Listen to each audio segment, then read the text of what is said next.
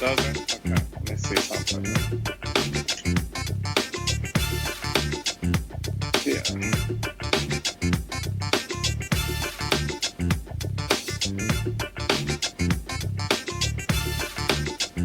Okay. How's that?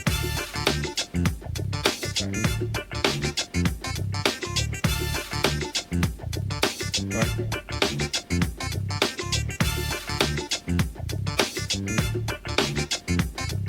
How's that? I'm good.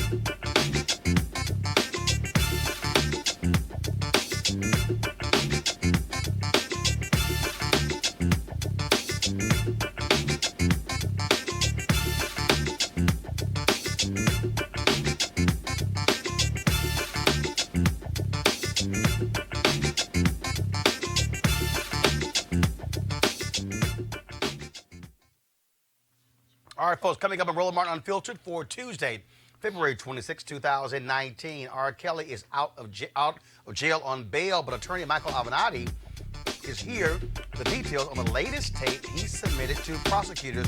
He says that tape has another underage girl R. Kelly's having sex with. We'll also be joined by Kenyette Barnes, co-chair of Meet R. Kelly Movement. She has some thoughts about the big picture regarding sexual violence in the black community. In 2013, the Supreme Court gutted the Voting Rights Act of 1965. Today, the Democrats who control the House took the first step towards restoring and protecting the Voting Rights Act. Congresswoman Terry Sewell of Alabama lays out why we need this now. The race-based gerrymandering in North Carolina was so bad a local judge said the resulting elected legislature was unconstitutional and voided a voter ID amendment they put on November's ballot. We'll talk to the head of the North Carolina NAACP, the Reverend Dr. T. Anthony Spearman.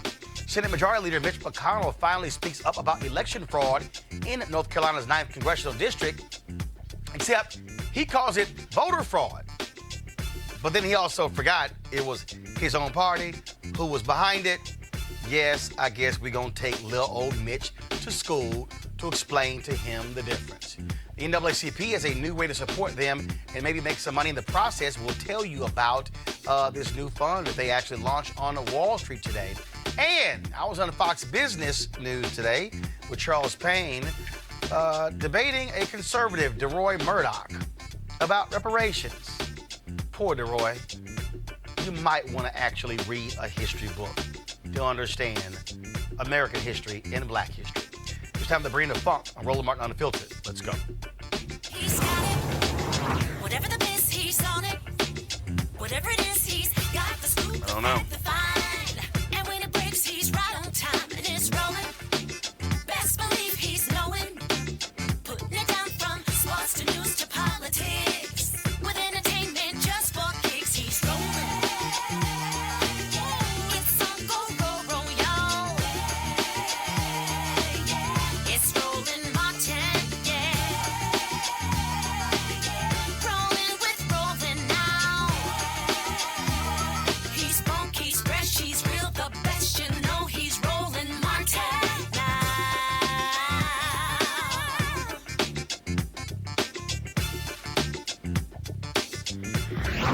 Martin. All right, folks, R. Kelly is out of jail. A woman from the Chicago suburbs listing herself as a friend of R. Kelly posted the $100,000 that was needed for Kelly's $1 million bail. He got out late last night. This is video of him being escorted out of jail by his attorney. Now, Kelly is charged with sexually abusing 4 victims, three underage, over a period of a dozen years. He has pleaded not guilty. Now, this latest indictment of R. Kelly coincided with attorney Michael Avenatti providing damning video evidence to the Cook County State's Attorney Kim Foxx. Avenatti said one of his clients came forward with a videotape showing R. Kelly having sex with an underage girl. Now he says he has another tape. Michael Avenatti joins us right now via the phone. Michael, so let's talk about the first tape you provided prosecutors. I've read different stories. That particular tape, the young woman who was on the tape from the 2008 case, is she the same person on that tape you provided Kim Foxx? Yes. And so are you representing someone who came forward with that tape, or are you representing somebody who's making allegations against R. Kelly? Well, let me clarify. I represent 7 clients, 2 parents, 3 victims, and 2 of the 3 victims have charges in the indictment. So 2 of the 4 in the indictment. And then 2 whistleblowers, individuals that were close to R. Kelly, and I'm now representing as it relates to them cooperating with authorities. Did these folks come to you as a result of the Lifetime documentary, that the 6-part series that aired, or have they come to you prior to that documentary being aired? No, long prior to the documentary, with the exception of a couple of them who have come to me within the last week. But we were first contacted about this situation in April of last year. I didn't even know Lifetime was doing a documentary, frankly. And we started to dive into this. We agreed to do it on a pro bono basis because I was so outraged by what I heard. And I feel that these victims have really been done wrong by the system. So we began this investigation, which we did very quietly around the country. We put a lot of time into this thing.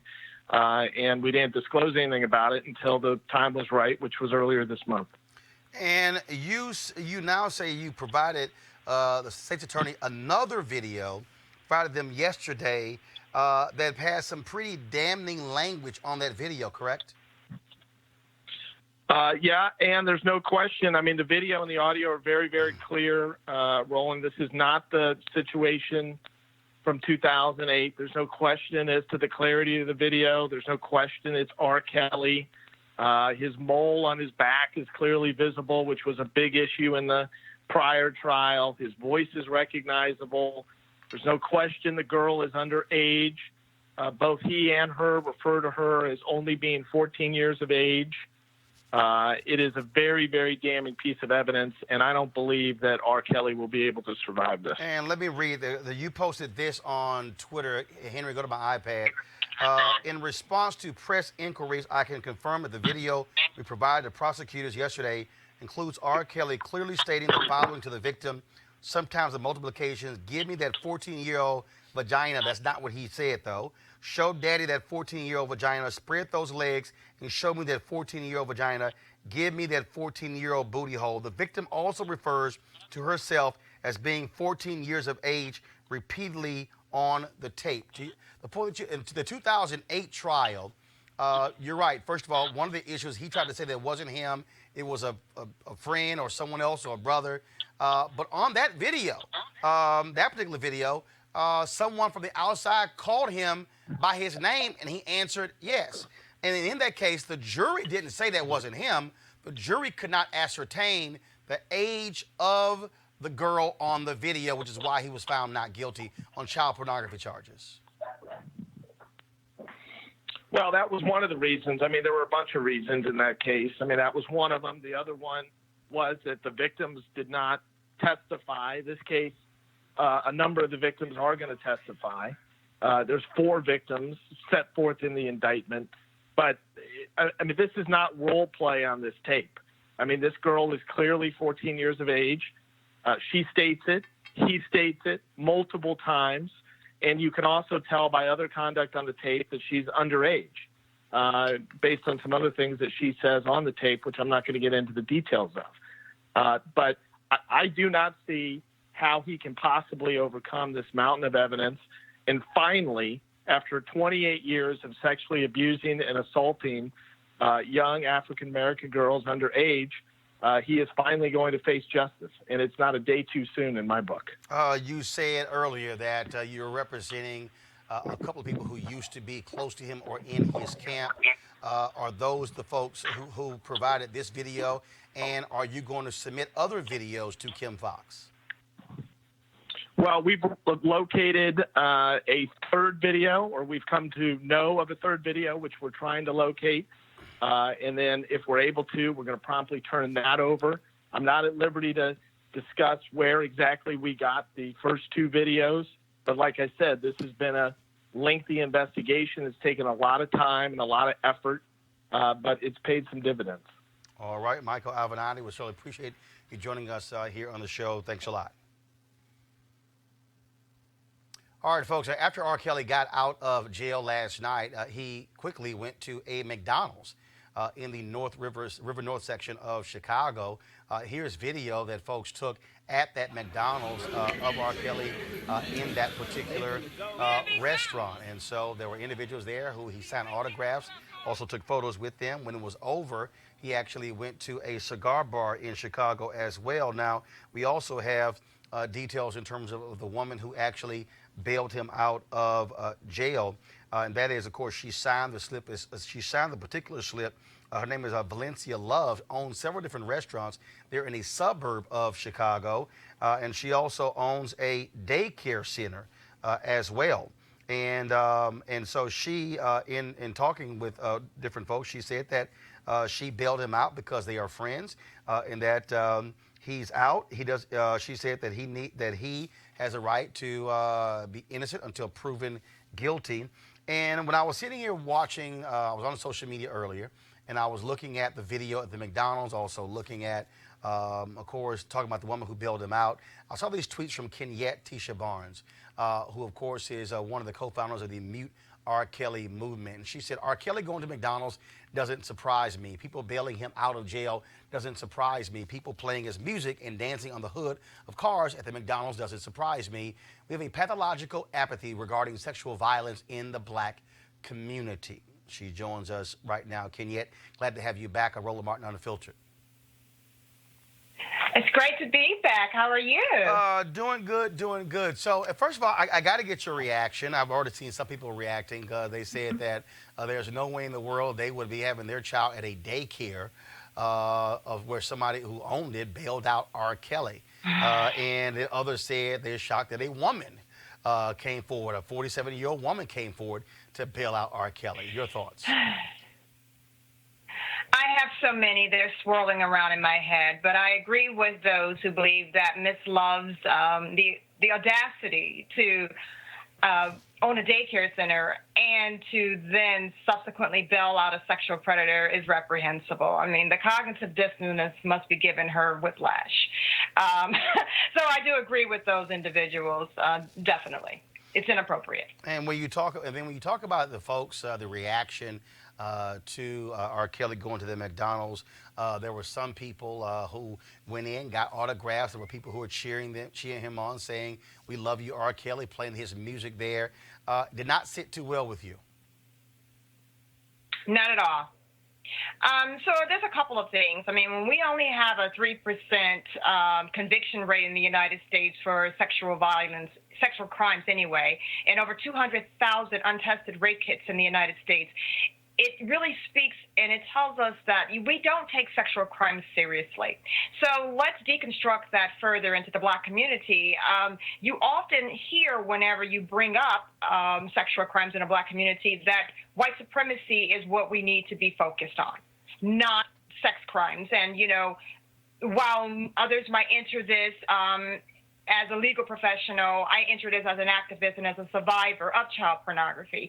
And to be totally honest with you, this is something that happens in the black community all the time. And black girls are not believed. They are not protected. We live in a culture where there is apathy around sexual violence in the black community. And I think I made that pretty clear in that tweet. And one of the things that's interesting, I talk about the woman who bailed out R. Kelly, Valencia Love. She released a statement saying that police should be more concerned about priests who abuse kids than R. Kelly. And I'm thinking about just yesterday where the highest-ranking priest ever, the Vatican treasurer, the bishop there in Australia, found guilty of sexually assaulting two choir boys. I'm just trying to understand why can't both things happen at the same time? If someone in this country, entertainer or not, is having sex with underage girls, I don't understand why the Chicago police can't do that job and target priests who are assaulting kids. I agree 100%. If you listen to the whataboutisms, as I often say, you would think that we only have one investigator in the United States. We have the capacity and the bandwidth within our law enforcement world to actually focus on several things at once, including the over 30-year sexual predatory history of Robert Sylvester Kelly. And again, when you think about, for African Americans, when you look at radio stations still playing his music, there are people who say, look, he's been found not guilty, he's not being convicted, so therefore, why should I stop listening to his music? Why should I get rid of my playlist? Why should stations stop playing it? Your response when you hear that from black folks? Neither was George Zimmerman, but the last time I checked, there were hundreds of thousands of people marching in the streets around the country when he was acquitted. Because we understand we have a culture, we have a history where white supremacy does sometimes go unchecked. Let's relate that to sexual violence. In the black community, sexual violence goes unchecked. Most survivors of sexual violence don't even bring their accusers to justice. When they go forth and talk about it, they're told to shut up, that they shouldn't talk about it because it brings shame upon the family, shame upon the community. We have generational trauma when it comes to having sexual predators in our own families. Every Thanksgiving dinner, Roland, many black women are forced to sit down, hold hands, pray, and eat turkey with their predators. Tell me we don't have a problem about sexual violence in our community, and I can bring you the receipts. All right, then. Well, we surely appreciate it. Thanks a lot. And we'll, of course, be covering this story, and then we'll see if Michael Avenatti has another tape to drop on Kim Foxx and the Cook County State's Attorney's Office in the R. Kelly case. Thanks a bunch. Thank you for having me. All right, folks. Let's now come here to D.C., Capitol Hill, where today Democrats introduced H.R. 4, which is focused on restoring the Voting Rights Act, which was gutted in the 2013 Shelby County versus Holder Supreme Court decision, which really what it got rid of was the pre-clearance and oversight of the Department of Justice. And the moment that happened in 2013, Republicans across the country immediately rushed to enact voter ID laws and other forms of laws to deal with the issue of voting. Some of them were later struck down. Others did move forward. When you think about the 2016 election, Reverend Dr. William J. Barber often says that voter suppression was one of the issues that largely ignored that had an impact on Donald Trump actually winning by 77,000 votes in 3 states. But Wisconsin alone, many believe that voter ID there impacted some 200,000 people, not just African Americans, but elderly, white voters as young voters as well. And so today, the Democrats met on Capitol Hill to announce the introduction of H.R. 4. Here is Alabama Congresswoman Terry Sewell, there from the Black Belt of Alabama, which, of course, when you think about Selma, you think about Birmingham, that's where all of this originated. So to close out, I want to again thank those who are the steady drumbeat for voting rights in America, our amazing voting rights advocates. These groups have really been the drumbeat for so many of us. I know that we all want to take a picture with John Lewis, so I'm going to close this out by just simply saying, Shelby decision really issued a challenge to Congress, the Supreme Court did, for us to come up with a Section 4 that was modern day, a modern day formula. And our efforts are now to show that without Shelby, it's been pretty easy to see what state legislatures have been doing across this country without the protection, the full protections of the Voting Rights Act. They have been suppressing the right to vote in the name of fraud, voter fraud, in the name of not having enough resources. They're closing down polling locations. In the name of ostensibly making it fundamentally easier to vote, they are indeed making it harder to vote. So we stand together today, and we introduce, along with 200 plus members of the House today, the Voting Rights Advancement Act. I am very proud and want to acknowledge my great staff who came up with these great buttons and all the wonderful work that we're all doing, but this is just a drumbeat. This legislation, in order to become law, must pass the Senate, the House, the Senate, and be signed by a president. And currently, we have an environment that's hostile to doing what we can do to make it easier for people to vote. We have to acknowledge that too many states have gone unchecked. That's why we have court decisions like that in North Carolina that said that they had crafted a law, a state law, with precision, surgical precision, that was done to exclude African Americans. And in the state of Texas, they're still battling. So I think it's so important that we all acknowledge that there is a problem and that we're here to fix it. We believe that the Voting Rights Advancement Act is that fresh start. It's a 25-year look back, not to the days of 1960, not to the days of the 40s, but 1994 going forward. And we're going to look to see those states that have been egregious actors. I want to thank all of those who have participated in today's presser, and onward and upward. We're on our way to Selma this weekend, and we look forward to continuing to press for the voices of the excluded, because after all, that's what Restore the Vote stands for. We're restoring the vote, the voices of the excluded. Thank you all. And of course, you heard there Congresswoman Terry Sewell mention going to Selma this weekend is the anniversary of Bloody Sunday there in Selma. I'll be there this weekend as well, hosting and moderating several events. One of the folks who was there in 1965, of course, was Congressman John Lewis at the time. He was a young man, leader with the Student Nonviolent Coordinating Committee. He also spoke at today's news conference. Here we go to my iPad. Here's what Congressman John Lewis had to say.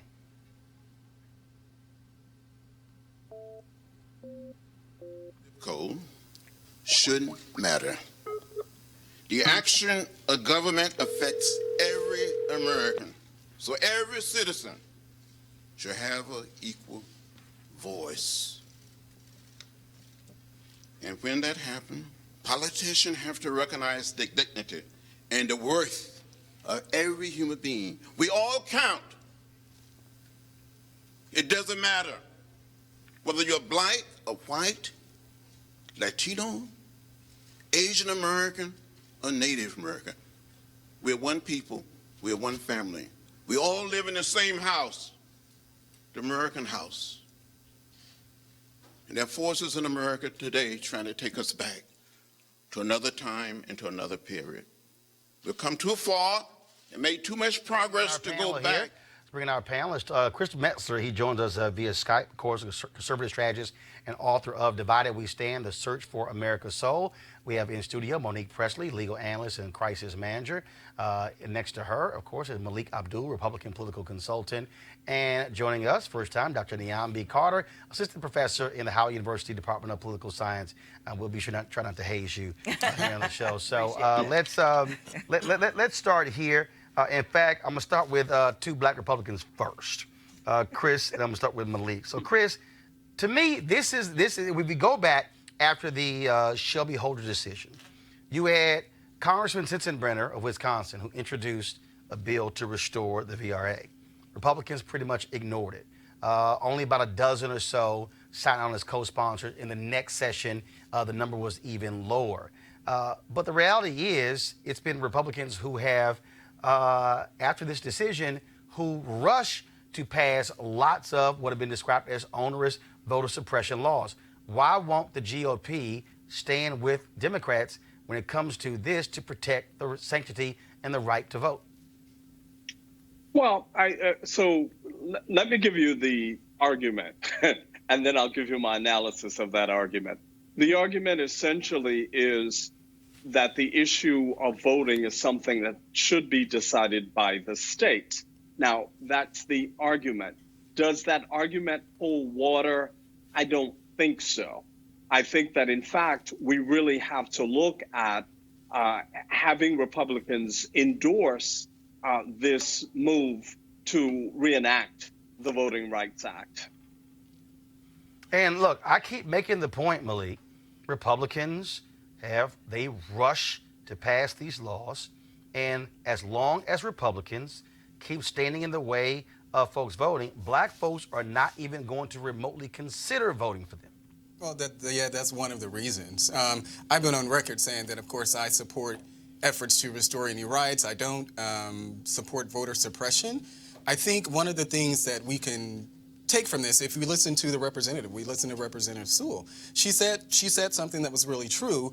when she mentioned that I think it was the court said that Congress needs to come up with something, that Congress needs to act. And in 6 years they haven't. Well, no, I'm not. Republicans made no effort to deal with it. I'm not arguing that Congress hasn't acted. I'm actually referring to what Congresswoman Sewell is talking about when she says that Congress has to act. Now, what that looks like at the end, I don't know. I haven't looked at all the details of the proposal that the Democrats are putting forward, but I support any efforts to, whether it's restore voting rights or, make any sort of adjustments to people being able to vote or, any side of suppression efforts. I don't agree with it. I do wish that the Republican Party, unfortunately, this is one of those issues that has become purely political when it should not be. When we're talking about rights, when we're talking about whether it's the voting rights or LGBT rights or any of those things, when we're talking about that, it shouldn't be political. But unfortunately, we live in a time where those things. So if you're the left, you're supposed to think this. If you're on the right, you're supposed to think that. Dr. Carter, bottom line is this here: Republicans are not going to support this, and you already have Senator Mitch McConnell, who is standing on the floor of the United States Senate, opining about election fraud and saying, oh, the reason this thing happened in North Carolina is because Democrats wouldn't back voter ID. I'm going to play this video later. But he wouldn't say jack that it was actually a Republican, Mark Harris, who actually was the one involved in election fraud. And he ignored the advice of his own son, a U.S. attorney, saying, don't do it. Yeah, I think we had Mitch McConnell a month ago call H.R. 1, which was an attempt to address some of these issues about modernizing how we do registration, et cetera, as a power grab, right? The idea that turning Election Day into a national holiday, a paid holiday, so that it would make people's access to the ballot easier, he called that a power grab for Democrats. So I think Mitch McConnell has made it very clear, Senate Majority Leader, he has no interest in helping people secure the right to vote. And I believe, and I don't think there's any dispute here, at least, that having the access to the vote and being able to express that freely and with as little interference as possible is an ideal that shouldn't be partisan, right? But people are here playing politics, and you said something very critical, which is North Carolina was an example of election fraud, not voter fraud, which has been kind of this clarion call for Republicans to enact all these draconian measures. But really, voter fraud is a very, very small thing that doesn't happen. Election fraud, as we see, is very robust and is here. And this is the first time we've had a federal election have to be redone because of the actions of a person who wanted to win. Well, Monique, no doubt this is going to pass the House. And I doubt very seriously Mitch McConnell is even going to allow this to even be up for a vote in the Senate, because let's just be clear. Republicans, if you look at the strategy of the party is actually to have fewer folks. You look at the people who were on Trump's so-called voter fraud commission, individuals who have long said point blank that, yes, if fewer people vote, it's better for us. Right. So the first thing is, whenever anybody asks me why I would never, ever, ever be a Republican, I always come back to issues like this, because it's not that I can't be fiscally conservative in my thinking. I think that I can. I think the older that we get, we are. Just, you make some money, you think twice about how you want to spend it. It's not as easy to want to give it away in your taxes. So it's a commitment to be a Democrat. But when you look at issues like this, where people kept saying the Supreme Court gutted the VRA, no. That is not what happened. The Supreme Court took a particular portion and said it's outdated. Prove to us why Arizona should still have to ask for approval from Congress before they change their voting rights. Prove to us why Texas should have to do it. Prove to us why Alabama should have to do it, and so on for all of the 13 states. That could have been fixed within 6 months. Elections matter. But they also didn't want to fix it. And in fact, that's what I'm saying. because Elections matter. The moment this decision was made, Republican legislatures across the country, Chris, rushed to implement voter ID laws, rushed to implement a range of other laws. You had Republicans in Maine who actually, the voters in Maine established same-day registration. The Republican legislature in Chris got rid of it, and then the voters came back in the next election, put it back on the ballot, and passed it 65%, saying, who the hell told y'all to touch same-day registration? Yeah, well, that's a major part of the issue. And look, I don't think that the party is sufficiently educated on this issue. It's one of the things that those of us who work within the party are trying to get the party to understand at a very fundamental level. And it continues to be a struggle. That's the reality. But there were also some good things that came out of some states being able to make changes, like online registration. So it wasn't that every change that was made was bad. It was that because there was a Republican-led Congress at the time, the short things that needed to be done to show Alabama still had a problem, and North Carolina still had a problem, and South Carolina still had a problem, those did not happen. And so what we need to see now is a fight for it. And we've got to explain this to our people, because I don't think it's just Republicans who don't understand what's really at stake, or maybe even understand the part that I just explained, that this is a small part of a bigger piece of legislation, and it isn't gutted. We can put teeth back into it. It just will take the action of the legislature right now. Go ahead. Final I comment. was just going to say, I disagree that Republicans don't understand. Actually, Republicans, particularly... Oh, they get it.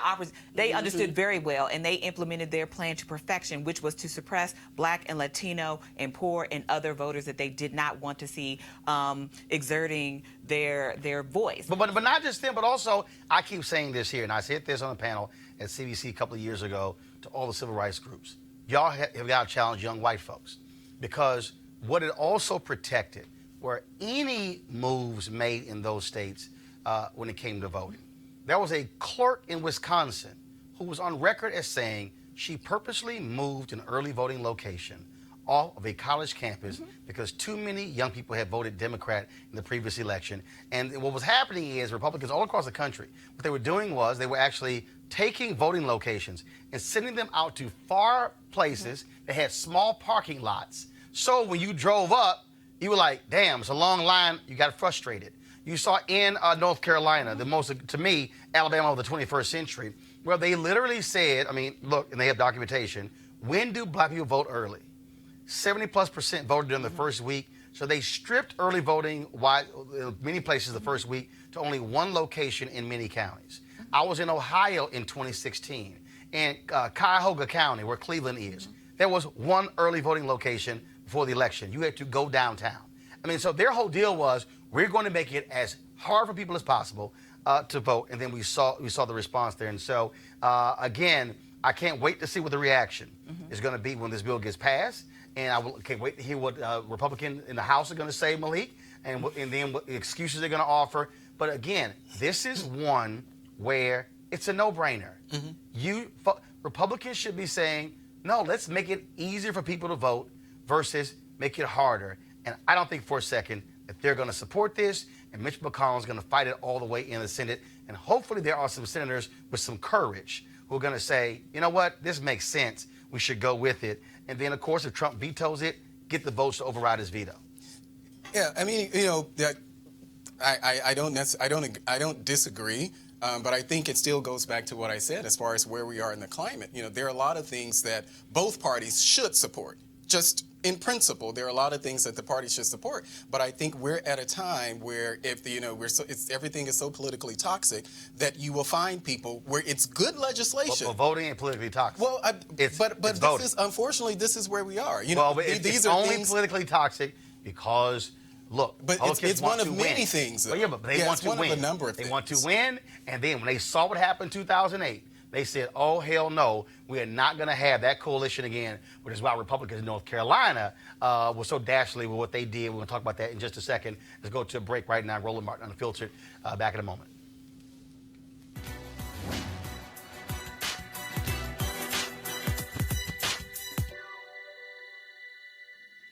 Be loving enough to absorb hate. Civil rights activist and Nobel laureate Martin Luther King Jr.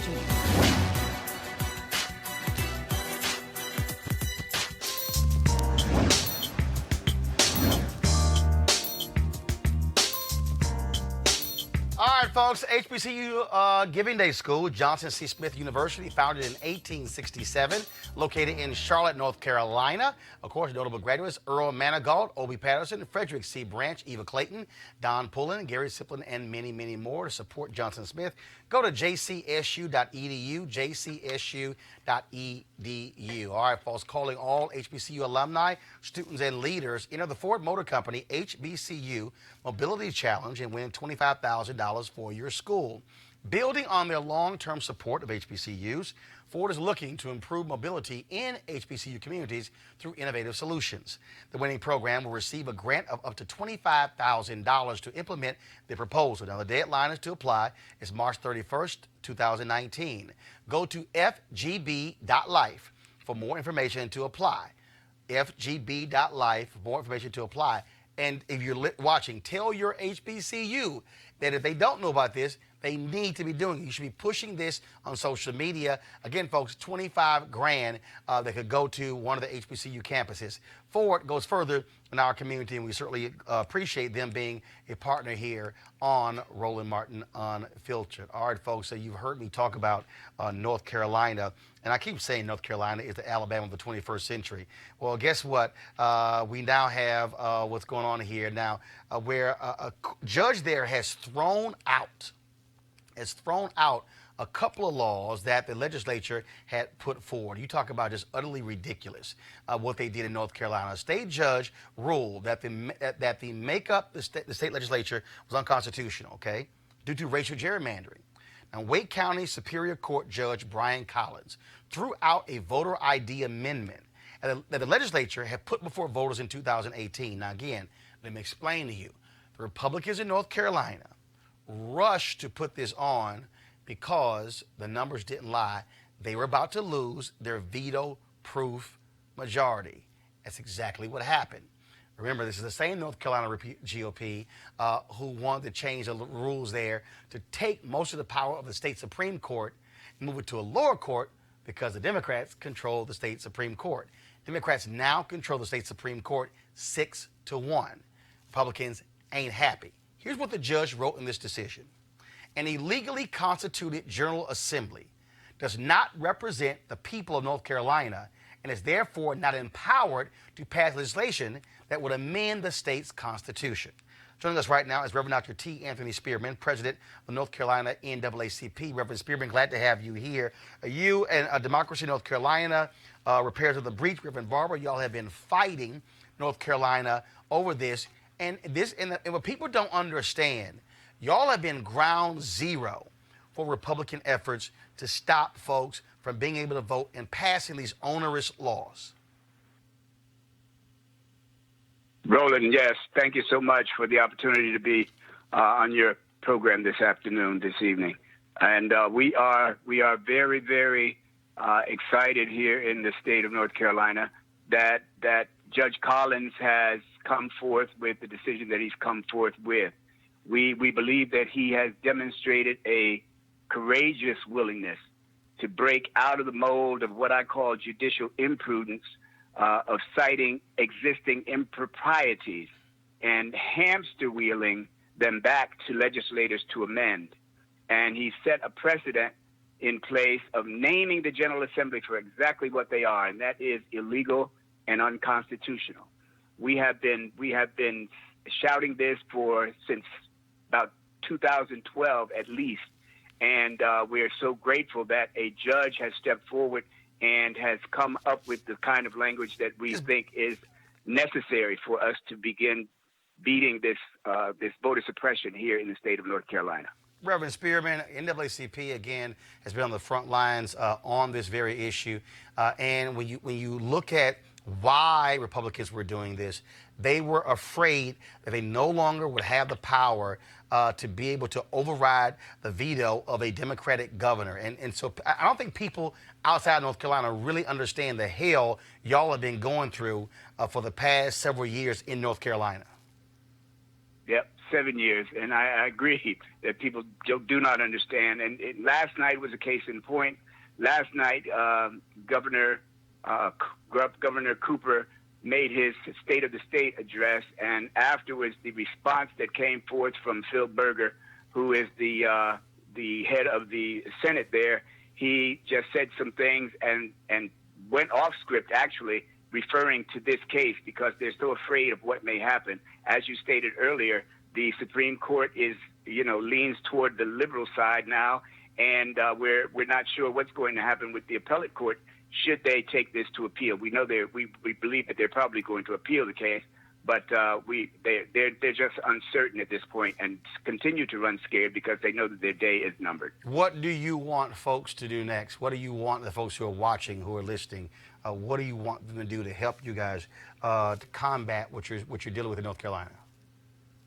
I want them to continue to watch closely because that, coupled along with what happened in Congressional District 9, as was stated earlier, election fraud is certainly prevalent here in the state of North Carolina, as well as voter fraud is prevalent. And I say that because I also happen to be a person who is a Board of Elections member here in Guilford County and saw firsthand some of the things that are being done at A&T's university.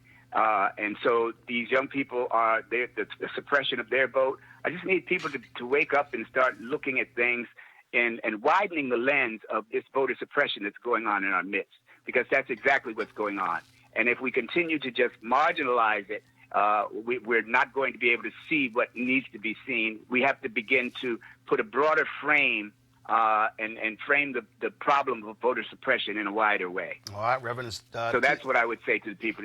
Just widen the lens of this voter suppression that's going on. All right, Reverend T. Anthony Spearman, President, North Carolina NAACP. We appreciate it. Thanks a lot. Thank you, Roland. Oh, y'all going to love this one. Republicans depend on voter suppression to keep winning elections. So check this out, okay? So in North Carolina, the North Carolina 9th Congressional District, they do not have a member of Congress as we speak. Why? Because they, of course, had this contested election, which we now know after a series of hearings, they have ordered a new election. Mark Harris, who was the Republican who was running, this dude was so foul that he happily employed a person who was actually grabbing the ballots and they were throwing them out. Now, here's what's unbelievable. You had more Democrats who requested absentee ballots. Yet when the results were counted, Republicans were winning absentee ballots like 70-30. Huh? Now we know what this guy was pretty much doing was filling some of the ballots out, tossing them out. And isn't this the party that always talks about throwing folks in jail for voter fraud? You got a black woman in Texas who was sent to jail in a Republican county, Tarrant County, for 5 years, violating probation because she voted. Here is a guy who wanted to represent them in Congress who now says he's not going to run in the new election for health reasons. I got to go to my panel here before I play this soundbite. Malik, what the hell's wrong with your party in North Carolina 9th District? Well, I can't make excuses for anything that, you just talked about. Should Mark Harris be prosecuted? If it's a prosecutable crime, then absolutely. Chris Metzler, should Mark Harris be prosecuted for what he has done in that district? I mean, his own son, a U.S. attorney, testified he told his dad not to hire this dude, and his dad ignored him. I'm going to go back to a chant from the last election, lock him up. Simple as that. Doc, I mean, this Simple. is, when you look at this, the hearings were amazing, and Republicans were making excuses. The North Carolina GOP was first saying, no, certify the election. They're like, no, let's actually have a hearing. And it was all this drama. Then when they actually had it, you had undeniable election fraud. I mean, I lived in North Carolina for a long time, so this is the same North Carolina it's always been. And so I think what we saw a situation that was just so foul that Republicans couldn't say. Even they were like, yeah, damn. this is too like, bad. Damn. And this is something that he should actually go to jail for. I mean, he went after a person and hired a person that he knew had done this before. So this kind of ballot harvesting that they were doing, they knew this was happening. And we don't even know how many other elections they were doing this in. Exactly. And so that's the part that I think really concerns all of us, is that this one was so bad that they couldn't look away, but how many others were passable to them? Because there are a lot of counties, a lot of districts in North Carolina that are in and around the country that are probably in the very same situation. If I had to have a segment, Monique, called This Motherfucker, it would probably, I probably would use it. To you, I probably would use it for this video right here. Press play, Mitch McConnell. Madam President, anyone who's been attentive to the news these past few days has learned about the complete debacle that unfolded in last November's election for North Carolina's 9th congressional district. Soon after Election Day, allegations of illegal ballot harvesting and vote tampering clouded a close result. The wrongdoing seemed to have benefited the Republican candidate over the Democrat. Just last week, we saw the State Board of Elections unanimously call for a new election. Now, Madam President, for years and years, every Republican who dared to call for common sense safeguards for Americans' ballots was demonized by Democrats and their allies. We were hit with left-wing talking points insisting that voter fraud wasn't real. Never happens, they said. Well, that fraud just didn't happen. That modest efforts to ensure that voters who are who they say they are and are voting in the proper place were really some sinister right-wing plot to prevent people from voting. So now, as you might expect, now that an incident of very real voter fraud has become national news and the Republican candidate seems to have benefited, these long-standing Democratic talking points have been really quiet. Haven't heard much lately from Democrats about how fraud never happens. They've gone silent. Now some are singing a different tune. Now there's a new interest in ensuring the sanctity of American elections. I've been focused for decades on protecting the integrity of elections. So I'd like to welcome my friends on the left to their new realization. They've just discovered that this subject really matters. Like I said, this money gone. No, it makes me so furious. Hold on, Chris. Monique, go ahead. It truly makes me furious to the point that I could cry because I have watched this man ruthlessly grab power ever since he ascended to this position, and it is done in an amoral manner. And to be able to stand there and first call it voter fraud when he knows the difference between voter fraud and election fraud, and then two, to say that it's the Republicans who have cared about the sanctity of elections while they refuse to update the VRA so that we could have protected voting rights. It's beyond anything that you could fathom from somebody who has an obligation to serve the people of the United States. And he's disgraceful. Chris, you want to comment? Go ahead. Yeah. I think maybe somebody invaded his body or something. Did he just say a long time ago? Did he just say that was voter fraud, or did I? Yeah, hear that right? He said it was voter fraud when it actually was election fraud, and he conveniently skipped over that it was the Republican Mark Harris who was doing it. Yeah, well, how could it be voter fraud when the voters had nothing to do with it? Right. I'm confused. Well, I'm confused. Well, again, though, that's like me being confused with the Republican Party of sending a tweet out today trying to call Michael Cohen a liar when he was deputy finance chair for the same damn RNC. I'm like, that y'all thought we forgot? But again, this is what is hilarious here, because to your point, Republicans in North Carolina seat them, certify the election. Then the lie was so powerful. We might want to have some hearings. They're like, but no, we still want to see. It was so. Then they had no choice then to call for a new election. Now Mark Harris, now he's sick. Now, I love this one when he was on the stand and testifying. Okay, I love this one. He was on testifying, and then they hit him with, but your son said this, and he went, oh damn, I'm sick. I'm sick. I think I caught something right here, and so my memory is lapsing right now because I'm sick. No, your ass lying. Well, oh, no, go ahead. Don't believe. Well, so this is one of the things, and Chris actually alluded to it earlier. You know, this is one of those instances where Republicans make it hard for us, people like me, people like Chris, to really get Black Republicans. Yes. Honest Republicans. Yeah, to get people, to move people in any way. And I think part of the problem is that, you know, a lot of these things, I think there are a lot of political calculations that have racial implications that the party does not understand.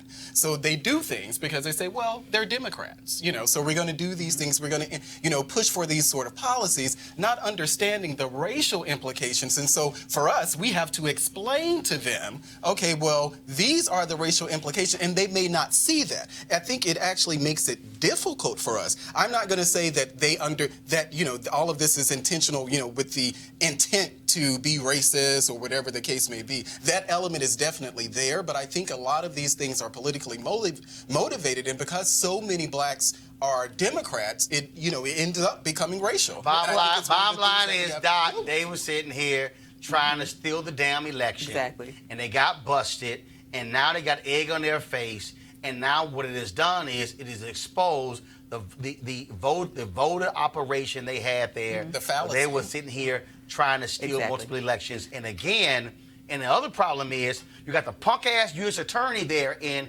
that area who refuses to go after Mark Harris, and he still walk around like he blind going, where is voter fraud, when it's sitting right in front of him, and he's done nothing to prosecute these folks in this case. Well, and this is a great thing, at least in this moment, about transparency in records. Because if it was not for the records that North Carolina kept, we would have never been able to detect this. But this is the stuff that Mitch McConnell does that I think is dishonest. It's intellectually dishonest. He's not a dumb man. And he's playing footsie and playing cutesy with all these, oh, well, it was voter fraud. He knows it was election fraud. Most people don't care enough to commit fraud on this scale. The people who care are the people who want to win. Right. And the people that they want to disable are black people, young people, Latino people, poor people, old people. And they do that, and they do it with impunity, and they don't care. And I don't like this idea that, oh, they don't mean it. Yes, they do. These are not silly people. Democrat, black, Latino are almost synonymous. So we know who we're talking about. And so they don't do this in these districts not knowing. Bladen County, they know who lives there. Right. They know it down to the person, to the block.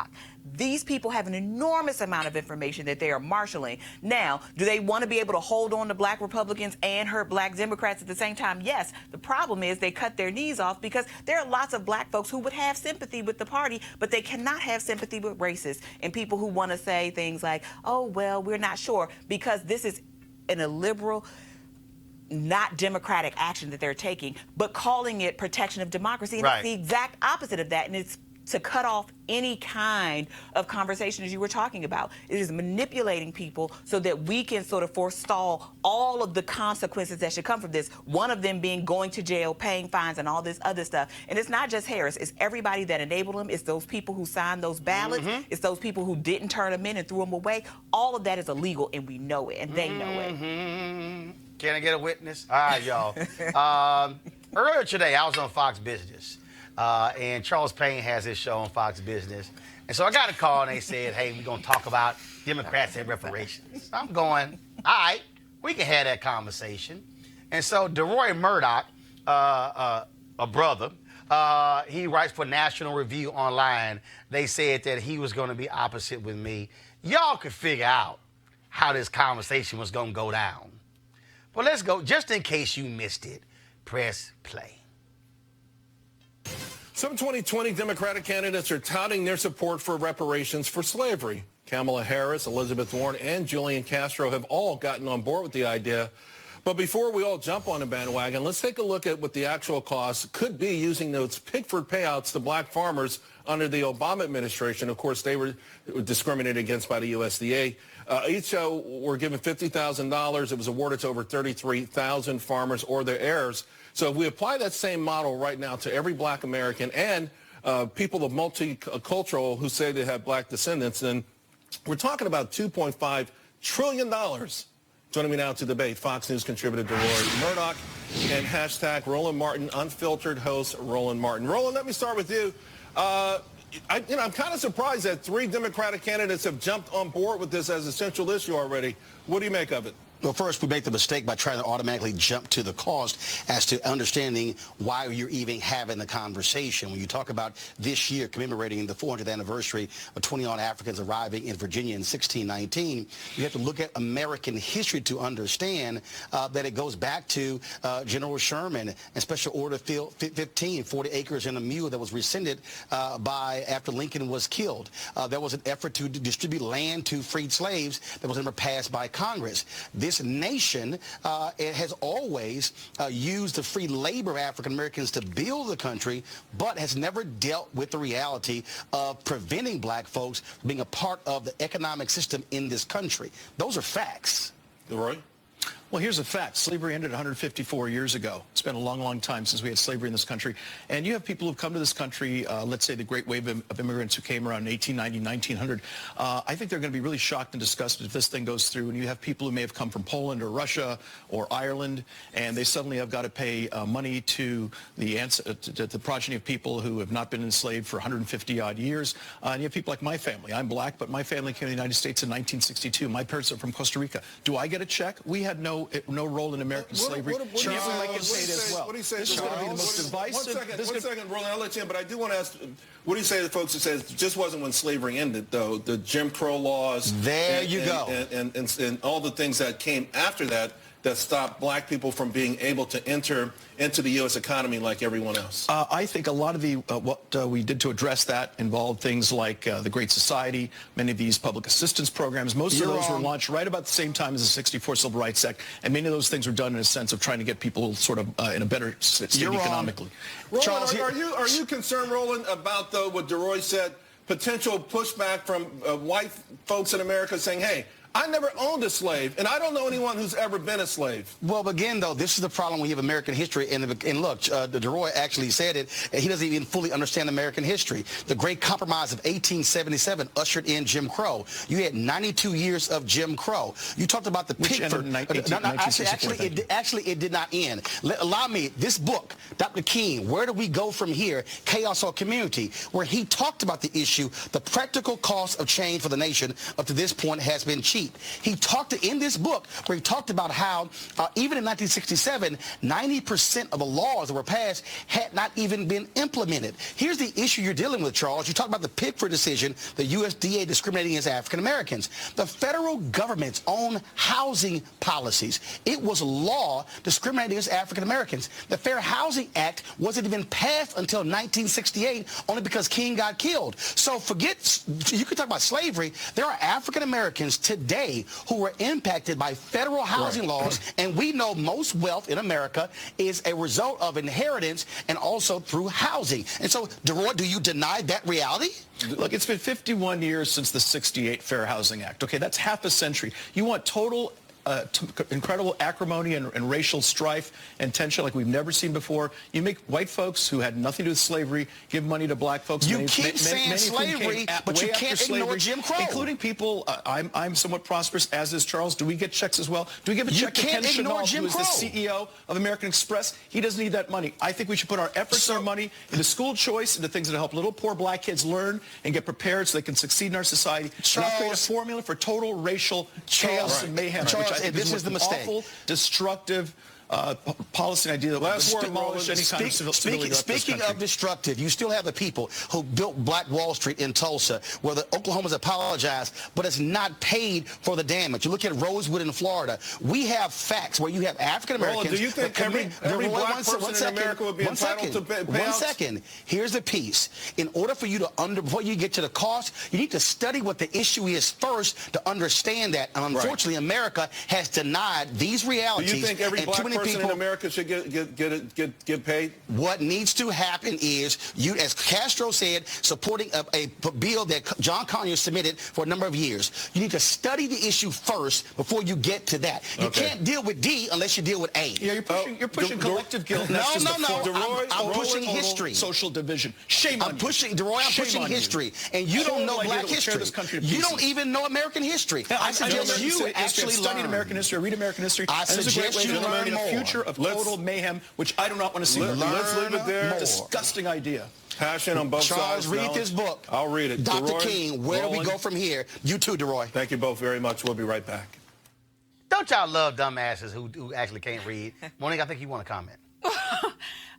So the part of the I Have a Dream speech of Dr. King's that nobody really wants to quote. That top part? Yeah. Right. They quote the riffs, right? Because that's all They quote the dream part. Make us all feel good. And it's real. But before that, he talks about that check that the United insufficient States funds. of America has been, it came up insufficient funds back then. You know, it's been insufficient funds since we were slaves, and it's still a bounce check to this day. I don't care what they have to do to figure out who gets the check and who doesn't get the check. I don't care what they have to do, how many censuses they have to go through, whether the immigrants get it or don't. It has to be done. So these candidates who are taking the right stand in principle are, to me, taking the right first step. Now, how long it takes for all this to get figured out and how many Republican presidents we can survive and how many Republican legislatures before anything ever happens, I don't know. But this is very, very simple. Indians, Jewish people, how many others were given an opportunity for equality through transfer of property and or money? Chris, it has to be done. Chris, I interviewed, I gave a keynote speech to a group of black construction companies. It was here in D.C. And I met a sister who was from North Carolina. And she's a lawyer. And part of her job, Chris, was to go out and check companies to ensure they weren't front companies. So she was talking to the sons of the largest construction company in North Carolina. She says, how did y'all get y'all start? And Chris, what she said was, the son said, well, our dad was in the Army. And it was the end of World War II. And he said, you know what, I'm gonna start a construction company. So they had some surplus equipment in the Army. And he said, hey, y'all mind if I take some of this equipment? Because, you know, war's over, we don't need it. And they were like, sure. They were white. So he takes his equipment, he goes and starts his construction company. And as we were talking, I said, you can't find me a black soldier who got a shovel. Not equipment, a shovel. So here's this white man who used government benefits, government property, to start his construction company. And so now his sons are second-generation owners of the largest multi-million-dollar construction company in North Carolina because they got government property. And so when you have this conversation, people act as if, that's why I kept going back to, dude, you keep talking about slavery. You can't act like 1900, 1910, 1920, 30, 40, 50, 60, 70 didn't exist, because the point I was making when you talk about those laws, again, in King's book, he writes in 1967 that 90% of those laws passed were not even implemented in 67. You still had housing discrimination lawsuits that are continuing today. And folks act like, well, it's no big deal. Y'all just making lots of noise. Your thoughts? Well, I mean, personally, I'm not a big reparations fan. That's my view. But I think on the issue of reparations, what we really have to do is to educate people, not just on the end of slavery, but also on the effects and the lingering effects that helped move the needle forward. And I think that's a large part of the conversation. And in my experience, that's why a lot of people are simply ignoring it, because they're saying, well, slavery's over, without consideration of Jim Crow or any of those kinds of things. They're not taking a holistic view of it. And I think that frankly is the challenge. Doc, the problem, again, that was the issue that I was having with DeRoy again. And my deal is, look, it's some folks who are born here who know what the hell he's talking about. Right. Just because he's from Costa Rica. But when Chris talks about effects, and that's the piece that people, again, don't want to deal with. And that is, how did you arrive at this point? The point I'm making about housing is, if y'all want to get into a debate about, well, slavery, that's fine. But for the purpose of the discussion, I'm going to deal with Jim Crow. The reality is, my parents were impacted by the inability of their parents from being able to purchase homes wherever they wanted to. We had clear and undeniable federal laws that kept black people from buying homes. White person over here could buy a home here, resell it at a much higher price. Black neighborhoods, a lot of the places they couldn't even own the homes there, and then the resale value was a joke. Black folks were greatly impacted by federal housing laws today. That's Jim Crow. That is what you also have to fix when you talk about, and what's the deal now? What's the black home ownership rate today? Not even 42%. And in our neighborhoods are systematically devalued, and that is in today's dollars. So we don't even have to go to Jim Crow. We can look right now at how insurance industries and the lending industry have bankrupted black communities and undervalued black communities. But I will take issue with one point in this sort of conversation about, well, what about white people and how they feel? I'm paying for a war. We are paying for a war we don't agree with, many of us, because we pay taxes. So when we talk about reparations for Japanese in the 1980s, black people paid for that. Native American people, Latino people who didn't intern anybody paid for wars and had black soldiers who served in the wars fighting for freedom, and they could not take advantage of the very same freedom. And reparations is essentially black folks giving America, the government, interest-free loan for the last 400 plus years. It's a debt. And that's different than even paying for a war. It's like money we owe to another country. We don't have a choice to say, oh, we've owed that money since 1925. We'll just decide not to pay it. Of course, we don't pay our bills, but that's how it is. But we all pay it. Chris, my greatest problem with Chris Messler was talking, Malik, my greatest issue with what Chris Messler was talking about, which is my issue with DeRoy and folks like him, is that they don't even understand American history. They don't even understand the fact that 243 years of slavery, 10 to 12 years of Reconstruction, 92 years of Jim Crow, and then if you use 1970 as the marker, black people have been technically fully free Americans for 49 years. And not only that, the reality is the Fair Housing Act was only passed because it was filibustered for 3 years, and Dr. King had to be assassinated for the House to actually pass it after the filibuster was actually ended in the Senate. But the thing that jumps out at me is that, which the reality, he's talking about, well, how are white folks going to feel? The problem is that there are white people who have no clue about American history, who have no clue about Black Wall Street in Tulsa, no clue about Rosewood. Those are just two that we know primarily because of a book and a movie. The reality is, you can go across the country and you can find Beaumont, Texas, Springfield, Illinois, numerous black neighborhoods that were burned down and gutted and destroyed because of racism, and it was done by cops who stood by government, politicians who stood by government, and none of those places were rebuilt. You can show black people who were run out of the South saying, nigga, we will kill you if you don't leave. Black people who literally left hundreds of acres of land to escape being lynched. That was not, and they were not being protected by cops. That is government. And so when you had, when white folks, like I had one white dude who sent me an email saying, nigga, let me go ahead and read this here. It was I need to read this for y'all to understand the reality, what you're dealing with. So he sends me this email, Jonathan Morse. You can pull your dumb nigga shit on CNN, but do yourself a favor and stay off Charles Payne's show. He is too smart for you and makes you look like a stupid fool. That's what I'm talking about. Go ahead, Malik. Yeah. So here, it's hard to even respond to something as offensive as that. Unfortunately, reparations has in many ways become a distraction.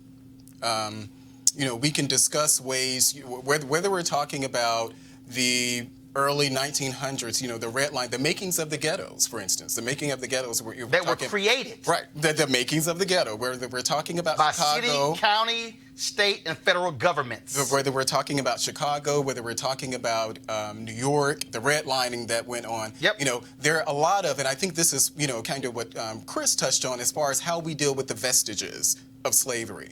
And whether that's through, the era of Jim Crow, there are a lot of things that we have done. I think there are a lot of things that left that we need to do, but things that we're talking about in cities you can just look here in D.C. You know, you're talking about housing. You know, Ari Teresa, one of my friends, Ari Teresa actually just filed a $1 billion lawsuit against this District of Columbia because, and I think if I'm quoting correctly, for efforts to purposely displace Black people in favor of gentrification. And I'm saying this to say, you know, this has been a bipartisan problem that both sides have ignored. Well, what reparations looks like. This ain't both sides. No. This ain't both sides, okay? Because, see, in this case here, I ain't dealing with sides. No, I'm going to deal with sides. I'm going to deal with white.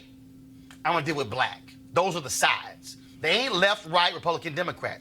Because the reality is white folks benefited, Republican or Democrat. But this is the issue. And look, we're going to have other discussions on this. But let me say this here, and then I'll let each one of you comment on this before we end. And that is, you cannot find in American history 15 consecutive years of sustained Black growth. 204, August 1619, first 21 Africans arriving. So you go from there to Emancipation Proclamation, 243 years. And when you look at 10 to 12 years of Reconstruction, 5 years into Reconstruction, white folks are like, all right, y'all, we good. All right, look, we done enough for y'all. 13th, 14th, 15th Amendment, 1860 Civil Rights Act. What the hell more do y'all want? Okay. So then you go to 1876, the Great Compromise of 1877, gets into effect. Jim Crow, now 92 years.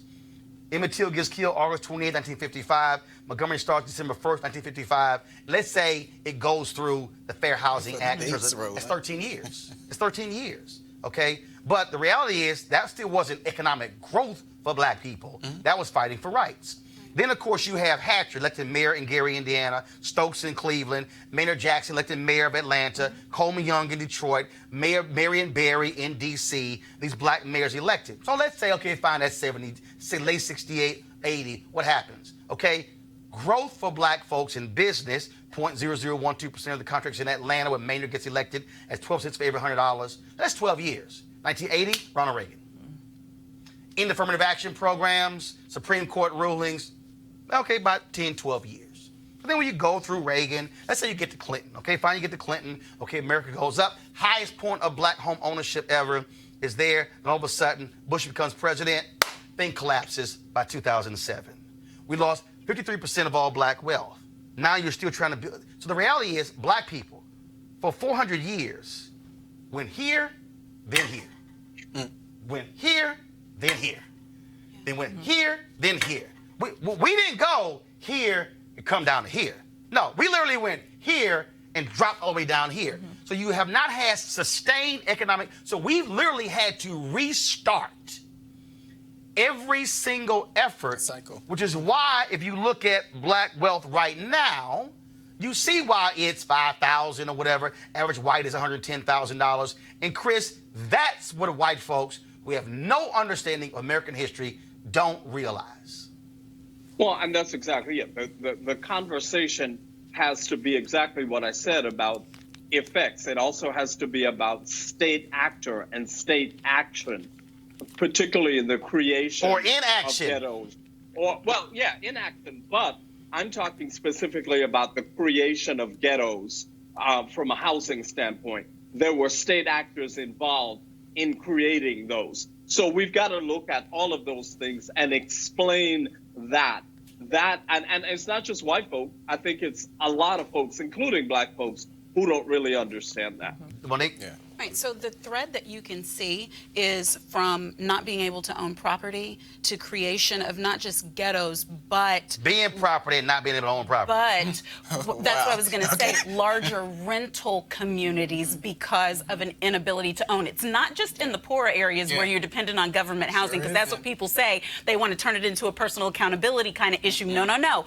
Because of the lack of ability to own the home, you're renting, and then comes gentrification. And the rents were higher than the white folks who moved out. You get the rent higher, but then the rental properties and the ghettos convert to ownership property, right? We don't get and part of then we cannot stay on our own land. So if they're trying to figure out when the harm stopped, the harm has not stopped yet. And so it's just a question of how you quantify the worth of that harm. And just to mention, D.C. has and I think it was 2017 at that point, D.C. had the largest income disparity in the nation.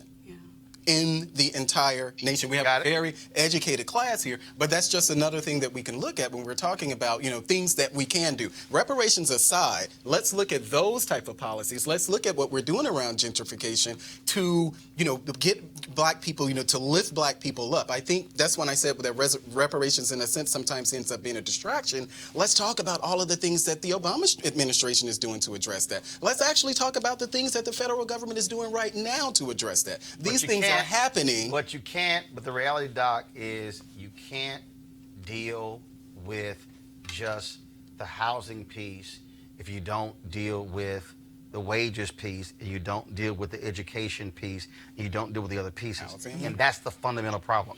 America wants to have, that's why when you heard DeRoy talk about the anti-poverty programs, what he did not want to confront is the reality that the anti-poverty programs were actually working. Read the book Nixon Land. They were working, but it was middle-class white folks who got mad saying, why is my money going to these damn black people, when the reality is a lot of the money was going to broke-ass white people, and the broke-ass white people would understand that if you even go back to the 1800s after the Civil War, broke white people's quality of life increased because of what freed slaves were doing. Go listen to Dr. King's speech he gave in Montgomery after the Selma to Montgomery March, where he talked about the advances that were happening between poor white people and black people. And it was rich white folks who said, oh, hell no, we can't have broke white people and freed slaves getting together. And so they utilized the media to create the wedge of Jim Crow, which has still lasted today, because you got broke white people who think, look, I might be broke as hell, but I'm not black. And so that's what you're dealing with. That is the story of America, Doc.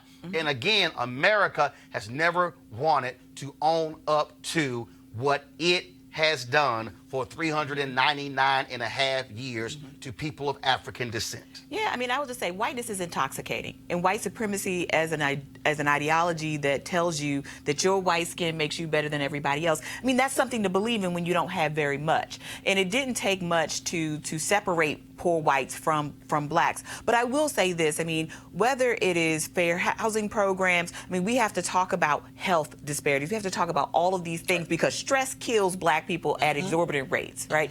We know it's not just about, it's about a lot of things, but it needs to be focused on black people. But the other piece is here, when you also didn't have an opportunity to have a high-paying job, damn it, you can't afford health care. You've been frozen out. You were frozen out of Wall Street. You were frozen out of banks. You were frozen out of numerous jobs. That's the piece that that DeRoy didn't understand when his parents come from Costa Rica in 1962. Like, dude, you don't understand. Black people were frozen out of every single level in America. You have black PhDs who were pushing brooms. Well, and also it's also those same black people that made it possible for DeRoy's parents to come here and have some of the freedoms that they did enjoy in the United States. So black people do a lot of the work for lots of other people, and a lot of people want the benefits and none of the burdens. But I will say this. We have to insist that if reparations, whatever it's going to look like, that it has to be focused on black people, because people say, oh, it's affirmative action. Affirmative action wasn't focused on black people. No, actually it wasn't. And the particularities of the community. Well, first of all, it wasn't, because, again, for folks who don't even understand the history, that was actually put in place. White women have benefited more than anybody else. And, in fact, you had a white racist out of Virginia, Homer Smith, who thought that he was going to shut down a 64 Civil Rights Act, putting women in it, when in fact it actually had it passed, which is why I tell white women all the time, y'all run around talking about Title IX. That wasn't about no damn sports. Title IX is about opening professional schools, lawyers, doctors, dentists, professors, engineers, to largely white women. So y'all were benefiting from that. And if y'all ask where it came from, a provision of 1964 Civil Rights Act. And so again, people need to understand, they have no understanding, again, of history and how all these pieces fit together. Folks, do this here. I sent this to Charles Payne, and I sent it to him on tweet as well. again, and y'all can tell, I done went through 3 highlighters reading this book here. So y'all can see all the yellow that's in this page here. This book was written by Dr. King in 1967. He gets killed April 4, 1968. This book was not published a decade after his death. I think some folk did not want us reading. This is, I got 1,000 books in my library. You read this book, you'll be blown away because he literally talks about what it takes in order for African Americans to be able to get ahead in America. The book is Where Do We Go From Here, Chaos or Community? If you want to order it, go to the MLK, go to the King Center in Atlanta, because you order from there, they get a cut of it, okay? So if y'all want to help the King Center, damn it, go buy this book. Every black person should have a copy of this book. I'm just being straight up. Real quick, before I went on the show, I had this book. Mary Frances Berry, we had her on the show, my previous show. She wrote this book. It's called My Face is Black, It's True, Callie House and the Struggles for Ex-Slave Reparations. So Mary Frances Berry, a former head of the U.S. Commission on Civil Rights, actually wrote this book as well. Just an amazing book she wrote as well. And so I'll tweet both of these out for y'all as well, for you to check out. And so again, this is not the last time we're going to have a conversation. You're hearing the question that's come up. Again, the reason I refuse to have a dollar amount conversation is because they want you to short circuit the discussion. And so I'm not going to have a dollar amount conversation. And I think on the whole issue, when people say it should be for blacks only, no, you can actually create policies that are need based. And if you create very specific, now follow me, there's a way to do it, because again, understanding laws, I'm taking into account Supreme Court decisions when it comes to what is race-based. Right. I also understand that when you create need-based, damn it, you're still talking about us in some cases. It's just understanding how this game is played. Y'all should look up the Clyburn Amendment, where Congressman Clyburn says that any federal bill passed, 10% of the money goes to counties where 20% or more of the people have lived below the poverty line for at least 30 years. And Chris and Malik. And that's across the board. But here's the piece. 2/3 of those counties are in Republican districts. But Republicans don't want to deal with that because they don't want to deal with broke-ass white people. I'm just saying. Chris Metzler, I appreciate it. Thank you so very much. Y'all, Chris's new book, we're going to talk about it later. It's called Divided We Stand, The Search for America's Soul. And so we're going to do a one-on-one interview with you later about that. Monique, Malik, and Doc, appreciate it. Thank you so very much. Glad to have you here. Dr. Niamh Carter, she, first of all, Howard University, assistant professor in the Department of Political Science. Y'all come down. Okay, all right, Dr. Niamh Carter. Of course, there's some Hampton people that control this saying, damn, y'all, we the real HU. It don't matter. I'm Texas A&M, so y'all can holler H well all y'all want to. All right, y'all, here's a piece. The conversation that we have here in Roland Martin Unfiltered, you ain't seeing elsewhere. And so that's why we want you to support. Go to RolandMartinUnfiltered.com. Join our Bring the Funk fan club. Every dollar you give via Cash App, via PayPal, via Square, goes to support this show. As I told you, this weekend, I'm going to be going to Selma for Bloody Sunday. We're going to be live streaming stuff Friday, Saturday, and Sunday. And so, again, that's what I guarantee y'all, CNN not going to be there. MSNBC's not going to be there. Fox News, ABC, CBS, NBC won't be there. We're going to be there. And so that's what your dollars go to support. And so we want y'all to, again, I would love to have 100 of you sign up today, join our Bring the Funk fan club. We're asking $50 each for you for the whole year. You can give monthly, you can give yearly, doesn't matter. We want you to support what we do because we must be in control of our own voice, our narrative, but also we got to fund our freedom. All right, folks, I will see you guys tomorrow. Holla!